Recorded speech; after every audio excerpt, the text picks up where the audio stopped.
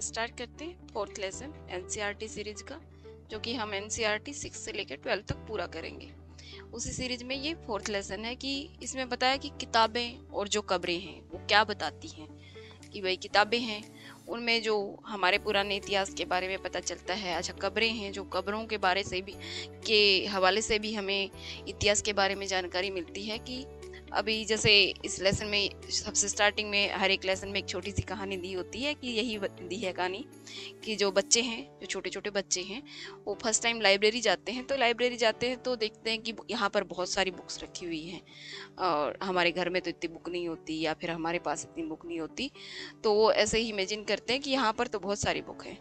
फिर जैसे बुक के बारे में जब भी बात की जाती है तो ये बात की जाती है तो कि वेद हैं, जो 4 वेद हैं, जो 4 वेद हैं उनके बारे में बात की जाती है। कि उनके बारे में ऐसा कोई है कि किसी ने नहीं पढ़ा हो, कि जो वेद के बारे में नहीं सुना हो। जैसे वेद 4 हैं, 4 वेद हैं, ऋग्वेद है, सामवेद है, यजुर्वेद है, अथर्ववेद है। जो ऋग्वेद है जो कि सबसे पुराना वेद माना जाता है, जिसकी रचना 3500 साल पहले की। इसमें जो वेदों में जो कुछ लिखा जाता है उनको क्या कहा जाता है? सूक्त कहा जाता है। सूक्त जो कि जो कुछ भी अच्छी तरह से बोला जाता है, सूक्त का मतलब अच्छी तरह से बोला गया। जो कुछ भी अच्छी तरह से उसके अंदर बोल के जो बताया गया है, जो उसके अंदर वर्णन किया गया है, उसको क्या कहा जाता है? सूक्त कहा जाता है। फिर जो वेद हैं उसमें ये बताया कि 3 देवता, जो 3 देवता हैं वो सबसे महत्वपूर्ण माने गए हैं। सीधा क्वेश्चन पूछ लिया जाता है कि जो 4 ऑप्शन पुट कर दिए जाएंगे कि ए, बी, सी और डी। ए में अग्नि कह दिया, अग्नि का वर्णन है, इंद्र का वर्णन है और सोम का वर्णन है, या इन सभी का है, या फिर कोई अलग एक और दे देंगे कि इसका वर्णन नहीं है। तो ऐसे क्वेश्चन पूछ लिया जाता है कि अग्नि, इंद्र और सोम का वर्णन किया गया है वेदों में। अग्नि को अग्नि का देवता माना है, इंद्र को युद्ध का देवता माना है, जो कि इंद्र का मतलब होता है जो किले होते हैं, किलों को नष्ट करने वाला। और सोम सोम क्या है? एक पौधा है जिसका जिसे खास पे बनाया जाता है, उसको क्या कहा जाता है? सोम कहा जाता है। और जो वेदों की रचना है वो भाषा के बारे में ये है कि वो संस्कृत भाषा में हुई है। फिर जो भाषा के परिवार होते हैं, जो कि अब इसमें 4 भाषा परिवारों का वर्णन किया है कि ये भाषाएं किस भाषा परिवार में आती हैं। तो वो भाषा परिवारों के बारे में बताया है कि जो संस्कृत भाषा है वो भारोपीय जो भाषा परिवार है उसमें गिनी की जाती है। जैसे भारोपीय, भारत और यूरोपीय भाषा होती है, उसको क्या कहा जाता है? भारोपीय भाषा परिवार। जो संस्कृत है, संस्कृत के अलावा जैसे जो अब हमारी हिंदी है, इंग्लिश है, स्पेनिश है, इटालियन है, जर्मन है, ये जो सभी भाषाएं हैं, और इंडिया की जो भाषाएं असमी है, गुजराती है, हिंदी, कश्मीरी, सिंधी, एशियाई जो भाषाएं हैं।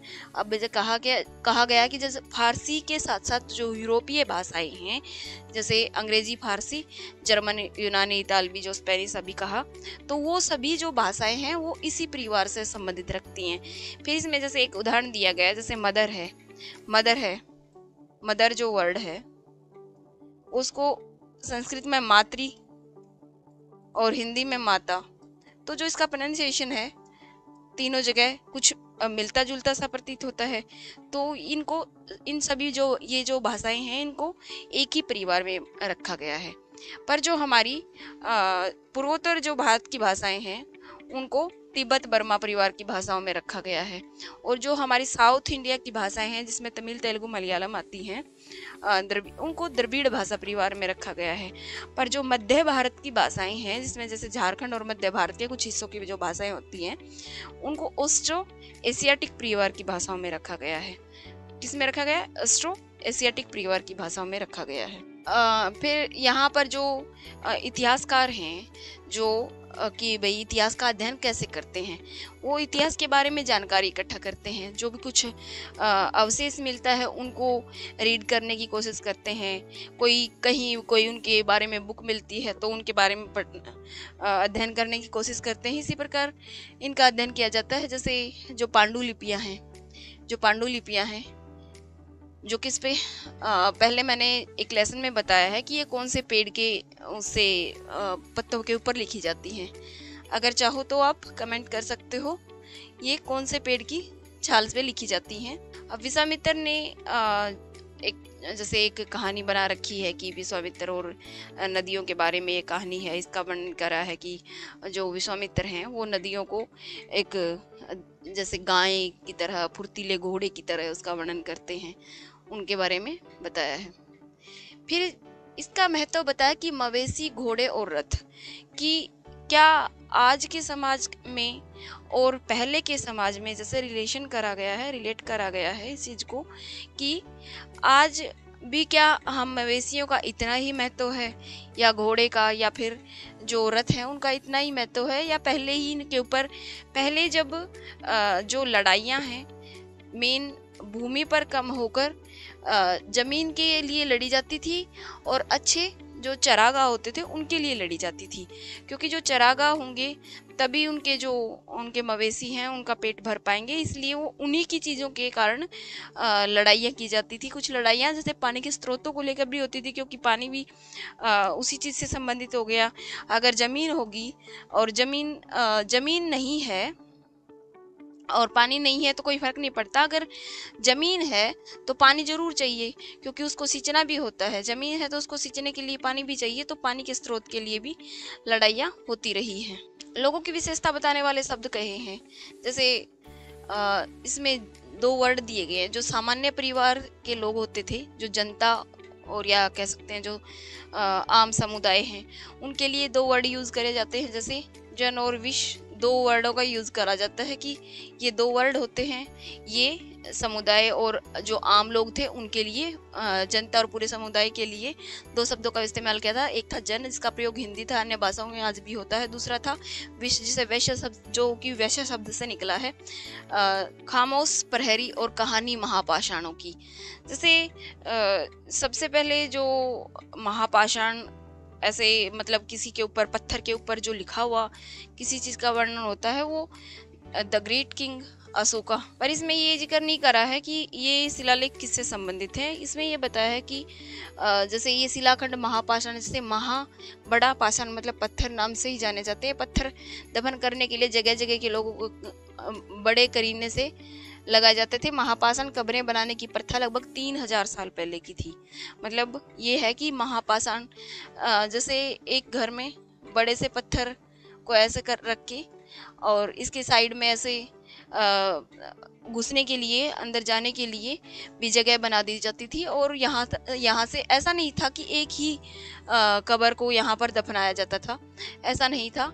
यहाँ पर एक टाइम अलग अलग टाइम पर अलग अलग, मतलब यहाँ पर आने जाने की जगह बना दी जाती थी। तो अलग अलग टाइम पर अलग अलग कब्रों को यहाँ पर स्थापित कर दिया जाता था। अब कब्रों में जैसे समानताएं हैं तो कहीं असमानताएं हैं।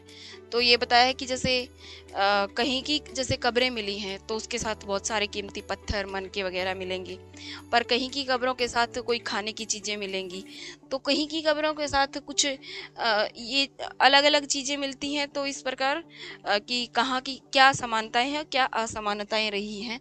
इन सब कब्रों की कुछ समानताएं हैं। सामान्यतः कब्रों को खास किस्म की मिट्टी के बर्तनों के साथ ही दफनाया जाता था। मतलब समानता ये है कि उनके साथ मिट्टी के बर्तन जरूर यूज़ किए जाते थे, कि जैसे उनको जैसे काले लाल मिट्टी के बर्तन, जैसे ब्लैक एंड रेडवेयर कहा जाता है, जिसको ब्लैक एंड रेडवेयर कहा जाता है के नाम से जाना जाता है। ये ऐसे ही मतलब इन्हीं चीज़ों के साथ जो कब्रों को दफनाया जाता था उनके साथ ही दफनाया जाता था। जैसे क्या कुछ कब्रगाहें खास परिवारों के लिए थी।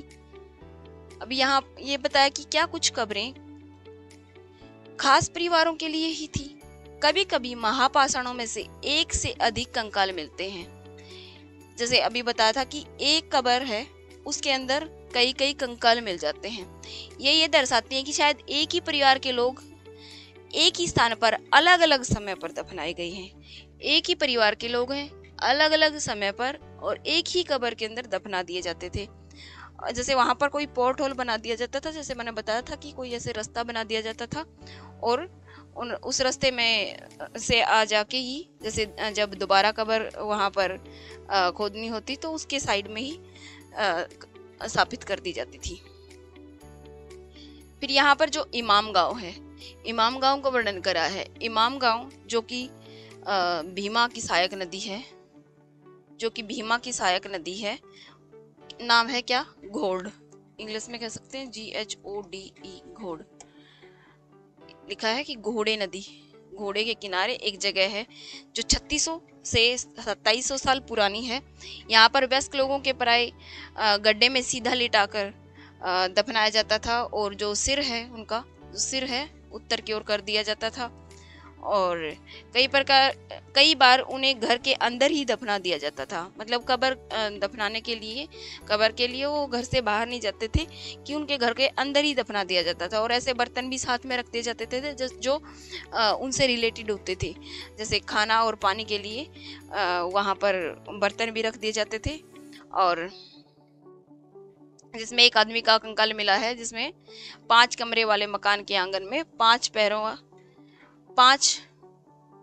4 पैरों वाले मिट्टी के एक बड़े से संदूक में दफनाया गया है, और बस्ती के बीच में यह बसा हुआ यह घर गांव के सबसे बड़े घरों में से एक था। मतलब ये कोई साहूकार का यहाँ या फिर कोई राजा का घर रहा होगा। कंकालों के बारे में अब जब पता लगाया जाता है कि कैसे पता लगाया जाता था, पहले तो शुरुआत में तो ये पॉसिबल नहीं था कि ये पता करा जा सके कि ये वुमेन का कंकाल है, ये मैन का है। पर अभी जैसे पहले तो आइडिया लगाया जाता था कि अगर किसी कब्र के पास आभूषण मिलते हैं तो वो वुमेन से रिलेट कर दिया जाता था। आभूषण नहीं मिलते, कोई शिल्पकारी का चीज़ मिलती है तो वुमेन से रिलेट कर दिया जाता था। परंतु अब ये कुछ एक सालों में जैसे ये एक पद्धति से ये पता कर लिया जाता कि ये मैन का है और ये वुमेन का है। जो इमाम गांव था, अभी जो बताया था, अब इमाम गांव के जो इमाम गांव का ही जिक्र चल रहा था बीच में, ये छोटा सा एक पैराग्राफ कि कंकालों के बारे में अध्ययन कैसे किया जाता था उसके बारे में बता दिया कि जो इमाम गांव है उसमें लोग क्या खाते हैं, जैसे गेहूं, चावल, दाल, बाजरा, मटर, तिल आदि, ये तो बीज इनकी खेती की जाती है। और जानवरों की हड्डियां भी मिली हैं। कई हड्डियों को काटने के निशानों से अंदाजा लगाया जा सकता है कि वो खाते होंगे। इस चीज़ों के बारे में भी यहाँ से जानकारी का पता चलता है। तो जो मेन वर्णन इसमें जो दिया गया है, इस लेसन में जो दिया गया है वो इमाम गांव का दिया गया है, जो कि इमाम गांव के बारे में जो छोटी छोटी जानकारियां देता आया है।